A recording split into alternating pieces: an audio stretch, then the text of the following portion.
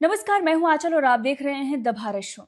एल्विश यादव को एक बार फिर से समन भेजा गया है। ये समन भेजा गया है राष्ट्रीय महिला आयोग की तरफ से, एनसीडब्ल्यू की तरफ से। दरअसल आपको याद होगा, सोशल मीडिया पर एल्विश यादव का एक छोटा सा क्लिप बहुत तेजी से वायरल हो रहा था, जिसमें उन्होंने चुम को लेकर कुछ टिप्पणी की थी। दरअसल जब बिग बॉस से कोई भी कंटेस्टेंट बाहर आता है तो एल्विश यादव उसके साथ पॉडकास्ट कर रहे थे, जो भी उनका पॉडकास्ट का हिस्सा है। तो वहां पर बिग बॉस के अंदर जो भी लोग हैं उनको लेकर टिप्पणी की जाती है, कंटेंट जो है वो वहां पर क्रिएट किया जाता है।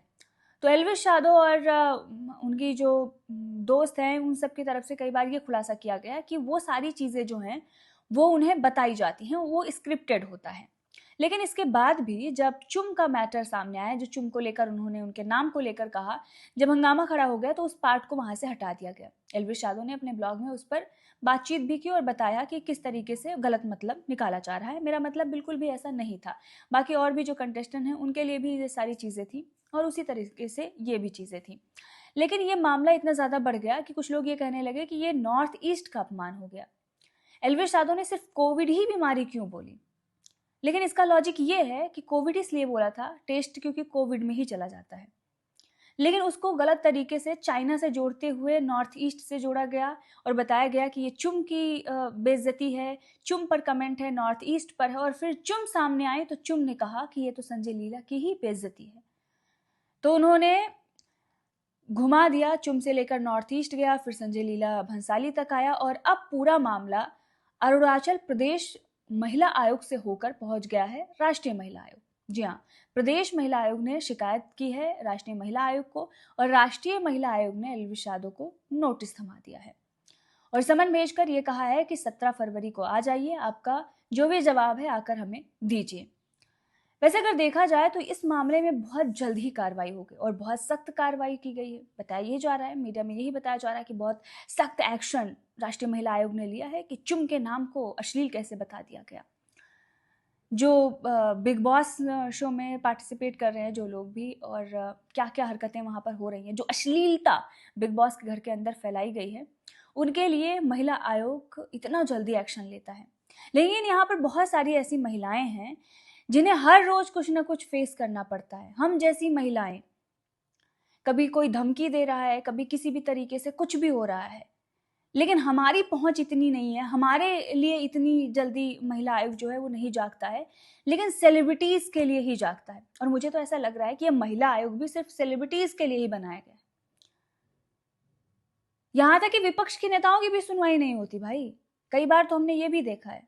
आपको याद होगा, ज्यादा पुराना मामला नहीं है, अभी दिल्ली चुनाव का मामला है। विधायकी का चुनाव लड़ रहे थे बीजेपी के नेता रमेश विधोड़ी।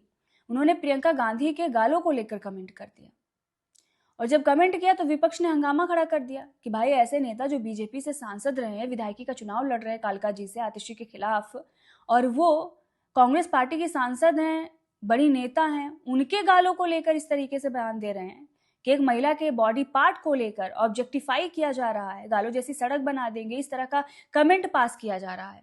तो इस पर तो एक्शन होना चाहिए। लेकिन वही बगल में ही दिल्ली में ही रेखा शर्मा जी बैठी हुई थी, लेकिन क्या एक्शन लिया गया ये जनता को आज तक पता नहीं चला और ना ही मीडिया ने बताया, क्योंकि एक्शन क्या लिया गया है मीडिया को खुद नहीं पता होगा।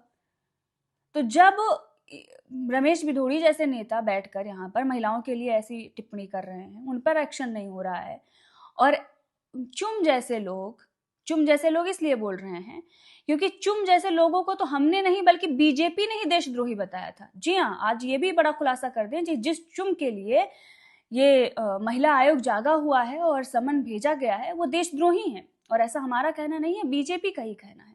आपको याद होगा, जब सीएबी के खिलाफ प्रदर्शन हो रहा था तो उस वक्त के केंद्रीय मंत्री, बीजेपी के कद्दावर नेता, नाम है उनका निशित प्रामाणिक, उन्होंने कहा था कि सीए का विरोध करने वाला देशद्रोही है। मतलब जो भी सीए का विरोध कर रहा है वो देशद्रोही है, वो कोई भी हो।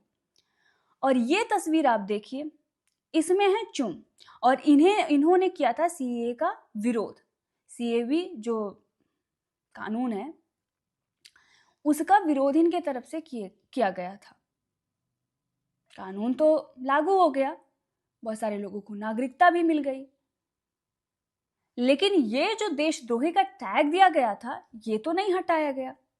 तो अब मतलब हम ये अभी माने कि चुम अभी भी देशद्रोही हैं, और उसी चुम के लिए केंद्रीय मंत्री भी सपोर्ट लेते हैं जब वो बिग बॉस में जाती है। मतलब क्या है? एक तरफ आप देशद्रोही कह रहे हैं, दूसरी तरफ आप उन्हें जिताने के लिए ट्वीट करते हैं। आप ये कहते हैं कि उनका अपमान नॉर्थ ईस्ट का अपमान हो जाता है।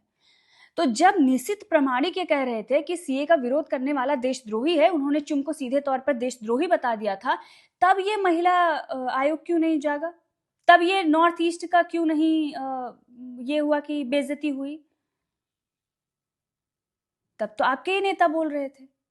तो यहाँ पर सारी चीजें ना गोल गोल घूम रही है। अपना तो सही है, मीठा मीठा गप गप, कड़वा कड़वा थू थू।